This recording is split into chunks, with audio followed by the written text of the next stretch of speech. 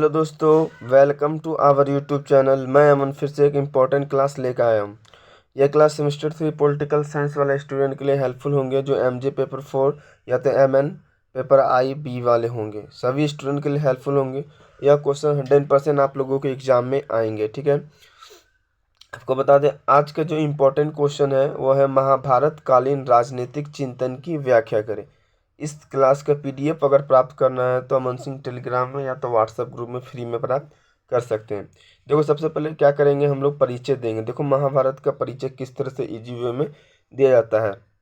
देखिए, महाभारत प्राचीन भारत के महाकाव्य है। ठीक है, और व्यास मुनि के द्वारा महाभारत रचना की गई है। तो व्यास मुनि जो थे इन महाभारत की रचना करते हैं। ठीक है, और बता दें महाभारत को हिंदू धर्म के लोग बहुत मानते हैं और श्री कृष्ण जी को भी हिंदू धर्म के लोग पूजते हैं। ठीक है, महाभारत में श्री कृष्ण जी का बहुत योगदान था। ठीक है, आपको बता दें महाभारत में मानव जीवन के लिए जिन उदात्त सिद्धांतों को प्रस्तुत किया गया उसे भारतीय जीवन के प्रकाश स्तंभ हो गए। मतलब जितने भी महाभारत में जो चीज़ भी हुआ है वो चीज़ कुछ कुछ चीज़ भारतीय जो लोग हैं उनके जीवन में आ गया है। ठीक है, आपको बता दें महाभारत ऐतिहासिक ग्रंथ, ठीक है, ऐतिहासिक ग्रंथ होने के साथ साथ ये धार्मिक ग्रंथ भी है। ठीक है, भारतवर्ष में एक धार्मिक ग्रंथ भी है। ठीक है, और द्वापर युग में धर्म की रक्षा के लिए महाभारत का युद्ध लड़ा गया था। द्वापर युग जो था वहाँ पर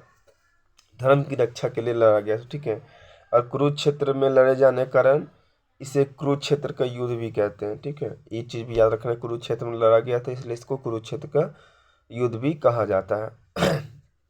ठीक है, और बता दें कि और यह युद्ध कौरवों और पांडवों के बीच हुआ था जो 18 दिन चला था। यह सबसे बड़ा युद्ध माना जाता है। ठीक है, और इस युद्ध की विशेष बात यह थी कि श्री कृष्ण स्वयं अर्जुन के साथ बने थे। मतलब श्री कृष्ण जी भी युद्ध में थे। ठीक है, अर्जुन के साथ। तो इसी प्रकार से महाभारत का वर्णन परिचय दे सकते हैं। अब बात करेंगे महाभारत में वर्णित महत्वपूर्ण राजनीतिक विचार या निम्नलिखित, या इसको बोल सकते हैं भीष्म पिता का विचार। ठीक है, या तो शांति पर्व की वर्णित प्रमुख विचारधारा। ये तीनों चीज आप इसको बोल सकते हैं। ठीक है, तीनों अगर क्वेश्चन आएगा तो लिख सकते हैं, यही चीज है ना। वो परिचय तो वही होगा, उसके बाद ये लिख सकते हैं ना। देखो, पहले राज्य संबंधी विचार।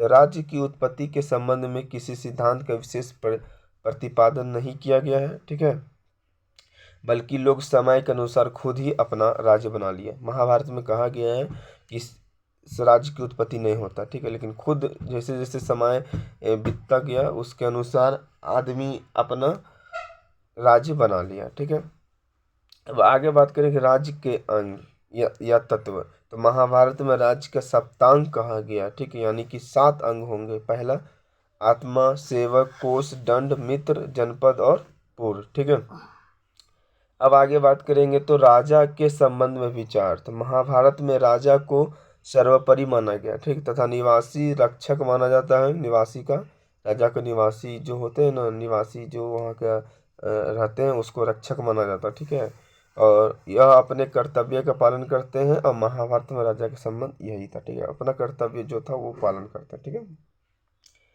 अब आगे बात करें तो देखो शासन। तो शासन के द्वारा ही राज्य में शांति और व्यवस्था रहती है, और राज्य अथवा शासन का प्रमुख कार्य समस्त प्रजा की रक्षा करना। तो सब प्रजा की रक्षा करना होता है। ठीक है, आगे देखिए न्याय व्यवस्था एवं दंड व्यवस्था। भीष्म के मतानुसार विधि के शासन में रहने से मनुष्य सुखी रहते हैं, और महाभारत न्याय व्यवस्था और दंड व्यवस्था अच्छा माना जाता है जिससे राज्य में शांति बनी रहती है। ठीक है, अगर न्याय व्यवस्था और दंड व्यवस्था अच्छा रहता है तो राज्य में शांति बनी रहती है। ठीक है, ये बात आप लोगों को याद रखना है। ठीक है, चलिए आगे देखते हैं अर्थ और कोश। तो राज्य में जीवन में इनका बहुत महत्वपूर्ण स्थान माना जाता है और इसके बिना राज्य की चलाया नहीं जा सकता। ठीक है, आगे बात करेंगे युद्ध एवं सेना। महाभारत काल में युद्ध एवं सेना का प्रबंध भी अच्छा से करते थे क्योंकि उसको पता था कि इसके बिना राज्य नहीं चल सकता। ठीक है, इसी प्रकार से हम महाभारत के राजनीतिक चिंतन का वर्णन कर सकते हैं। सॉरी, यहाँ देखो रामायण लिखा हुआ है, उसको काट के महाभारत कर दो। ठीक है, निष्कर्ष आप खुद से लिख लो। ठीक है, फिर मिलते हैं नेक्स्ट वीडियो में, तब तक के लिए बाय। जय हिंद जय भारत।